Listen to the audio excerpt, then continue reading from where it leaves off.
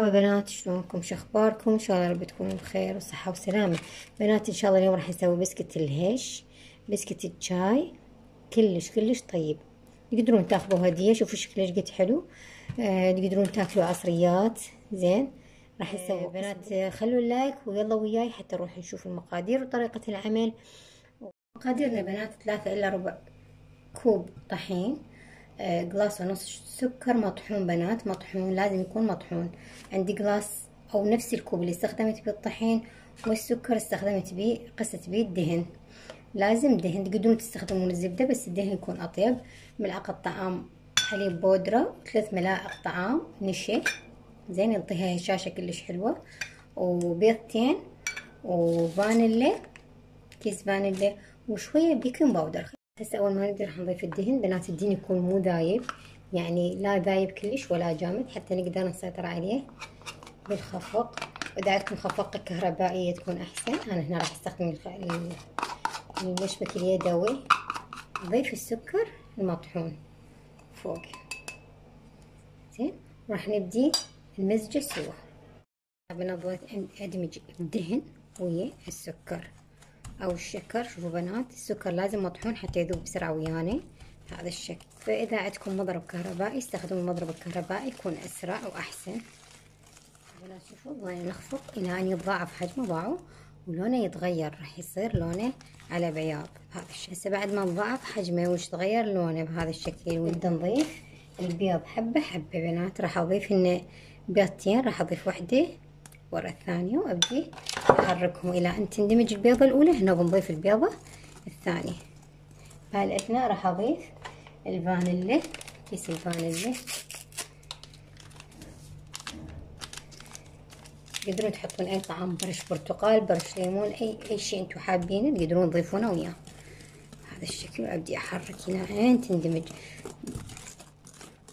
ذابت البيضة الاولى، نضيف البيضة الثانية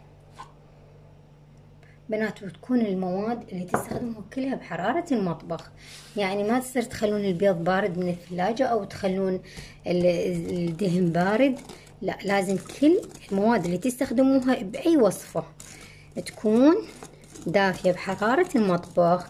يعني تكون مخرجينها من الثلاجة او تطلعينها من الثلاجة قبل بوقت، نطلعيها من الثلاجة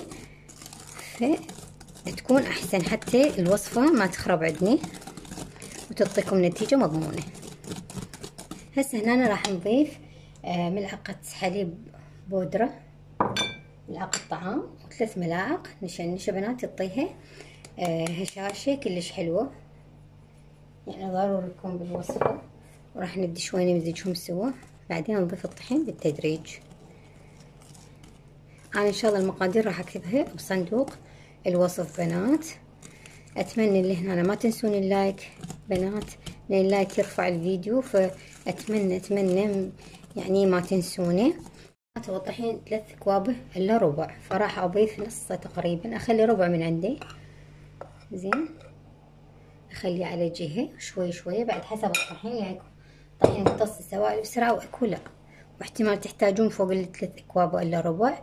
فنبدي هسه نشيل المشبك بهذا الشكل، نبدي نحركه، نمزج الطحين والمواد السائلة بهذا الشكل. هنا راح اضيف البيكنج باودر بنات. البيكنج باودر ملعقة شاي بس مو اكثر، لان احنا ما نريد يضاعف حجمها. شوفوا بنات، ملعقة شاي فقط، لا تضيفون اكثر، زين. وما ننسى رشة الملح، شوي رشة ملح باطراف الاصابع، زين. ونبدي نكمل دمج الطحين ويا المواد السائلة الى ان تتجانس. هنا بنات شوفوا، بعد هنا لين راح ابدي اضيف كمية الطحين اللي بقت عندي، زين. يعني بعده اضيفه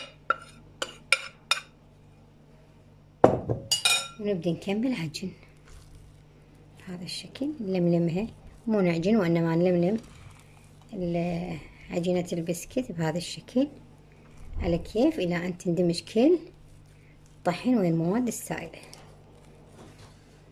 بنات هنا بعد ما لملمت العجينة، هسه انا ايش راح استخدم 3 ملاعق حليب. انا ما قلتها تقريبا بالمقادير، ان شاء الله راح اكتبها بصندوق الوصف. 3 ملاعق بس حليب حتى نعجنها، لان انا اريدها سائلة حتى اشكلها بالكيس الحلواني. زين اشكلها حتى تصير عندي سهله، فهيجي راح اكمل اعجنها بهذا الشكل. 3 ملاعق حليب. شوف بعد احنا اذا نحتاج هسه بعد ما نكمل عجنها ونخلص ونشوف اذا تحتاج نضيف لها ملعقه، اذا ما تحتاج بعد ما نضيف لها اي شيء، مجرد نلملم العجينه بهذا الشكل. شوفوا بنات نحس ان العجينه ما ضلت تلزق بايدنا، زين تطلع ايدنا شوفوا بنات ما تلزق، معناها ان العجينه يعني اكتفت، بعد ما تحتاج اي شيء نضيف لها. فهسه هنا راح نحضر الصينيه، رأسة نشتغل بيها ما نتركها ترتاح.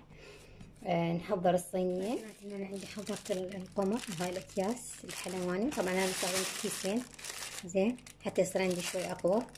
راح استخدم هذا القمع، والعجينه راح اقسمها نصين، نص اسوي بالكاكاو ونص اسوي ساده.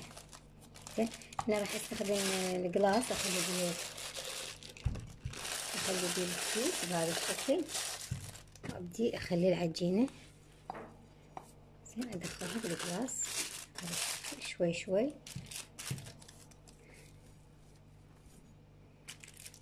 انا الصينيه مالت تقدرون تفرشون ورق زبده او ما تردون تفرشون، فانا فرشت هنا بالصينيه عندي ورق زبده. راح ابدي اشكلها بهذا الشكل، اي شكل انتم حابين تقدرون تشكلوها.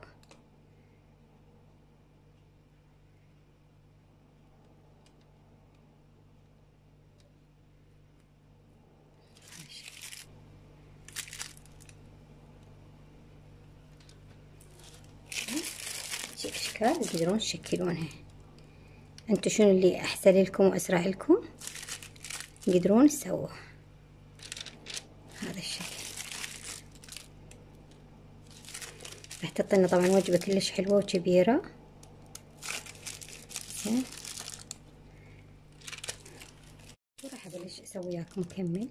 زين بنات تقدرون حتى بالايد تقدرون تشكلوها، لان عجينه كلش حلوه صارت. زين اذا شفتوها شوي بيها ثخن تقدرون تضيفوا لها شويه حليب. هاي بنات بعد ما كملت الصينيه الاولى شوفوها كلش حلوه النقشه، من 15 ل 20 دقيقه. فرن يعني حامي مسبقا. شغلته قبل لا ابلش اشكل العجينه. هسه راح ادخله واشعل بس النار الجوه. زين فقط بس نار الجو، ونبدا نراقبها بس تاخذ شقار من جوا راح نطلعها من الاوفن او الفرن. خليكم وياني حتى نكمل بقيه العجينه. اضيف عليها ملعقه كوب مليانه. زين واحركها بنات. هنا أنا طبعا راح هي العجينه عندي لازم نضيف لها لان الكاكاو يقسي العجينه. زين فراح اضيف لها ملعقه حليب، ملعقه فوق ملعقه فوق الكاكاو حتى اقدر اعجنها هذا الشكل، وابدي اعجنها الى ان تتجانس الكاكاو ويا العجينه. تقدرون بنات تشكلوها بيدكم، اللي ما عنده راح اسوي لكم كم قطعه بايدي، اللي ما عنده قمع وما عنده هاي الاكياس يقدر يشكلها بكل سهوله. هاي عندي العجينه راح اخذ قطعه صغيره بس اسويها كبيره حتى تساوي بقيه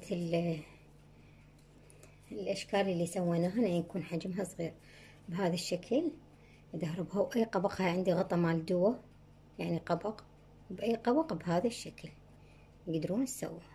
شوفوا بنات هم شكلها كلش حلو، ما اعرف واضحه لو لا.